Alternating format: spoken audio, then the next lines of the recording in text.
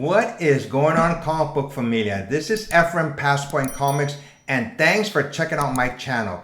One of the things besides reading comic books that I enjoy is reading articles regarding comic books.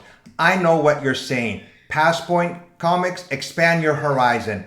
I do read books besides comic books, in case you're wondering.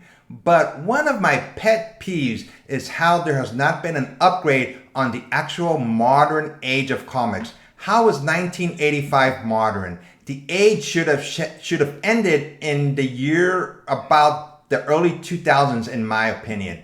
That being said, I was on Go Collect's website. Go Collects is a comic book price guide for tracking sales data on all graded comics in real time.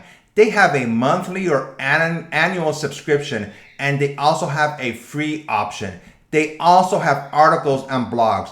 I recently read an article from Joseph Overatus from 2020. You're probably thinking, that's basically 2 years ago, even though the article is still pertinent today. He talks about all the ages of comic books, but the last part of the article focuses on the so-called modern age of comics. When a new age is introduced, usually an event happens that changes the outlook of that era. For example, the Silver Age is the age where a generations of heroes was introduced and existing heroes were reimagined. We had a new Flash introduced in Showcase number 4 in 1956, which brought in the Silver Age, which brings us to the Iron Age of comics. Joseph Overatus gives credit for this to Robert Downey Jr. and the premiere of the movie Iron Man in 2008. That was a game changer. When it was announced that Marvel would be making a movie about Iron Man, many fans were worried. Iron Man was not well known as he is today, and the movie was viewed as a potential flop. Jon Favreau casting Robert Downey Jr. was looked on as risky. No one actor in modern times was perfectly cast and born to play a character more than Robert Downey Jr. was as Iron Man. In 2008, Iron Man was released to commercial success, and the Marvel Cinematic Universe was born. Unbeknownst to comic book fans, Robert Downey Jr. and Iron Man ushered in a new age and era for comic books.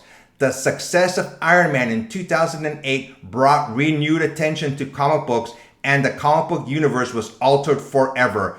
Comic book characters were now seen for the money that they could generate outside of comics. Later in 2009, Disney saw the potential in Marvel characters and bought Marvel Comics. Now the mouse was in charge of Iron Man and the Avengers. For the first time, comic book sales were not looked upon as the only way to produce money to be important to a company. In the old days, ash cans were produced as an inexpensive way to see how a book would be seen by the market. Now, comic books were looked on by parent companies as inexpensive means to try out characters. Miles Morales was introduced to the comic book market to great fanfare by Marvel Comics. He was the Spider-Man for the new generation of younger fans who wanted their heroes to be a reflection of society.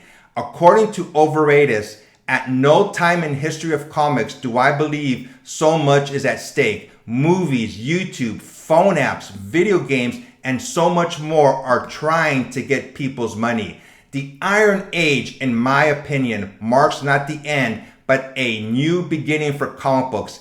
In this new era, comic books are influenced by movies and outside influences that drive the industry. Comic book publishers have adapted to this new era. We should now recognize what we have been living in during this time. The Iron Age of comics is strong and thriving. It has evolved into a new environment and to the new status quo. In the era from the Golden Age to the Copper Age, comic books were looked upon as the driving force to make characters popular and to drive merchandise sales. A new era has come to light where comics have found their niche in serving the need of their fans. Now, comic book companies have adapted to be much more cost efficient and to identify the needs wanted in the comic book market while still serving a purpose for their parent companies. What's next? Gone is the need to describe comics with ages named after precious metals.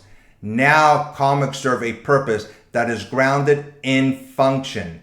Iron Man was the film that showed that comic books and their characters still had importance. Fans sought out comic books now because of the movies and not vice versa like in the past. We all see the importance of movies and television shows play in the current market. The fact can no longer be ignored in defining an age of comics. The significance of movies and television has even gone to influence the back market as well.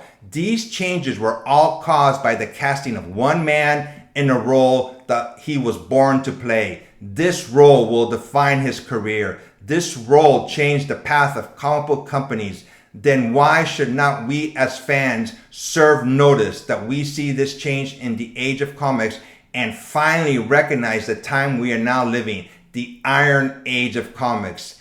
I will have links to this article in the description below. As a segue, my next video will focus on the top 4 comics from the Iron Age of comics. Until next time, everyone, be safe, take care, hit that like, subscribe, and notification button, and I'll see you next time.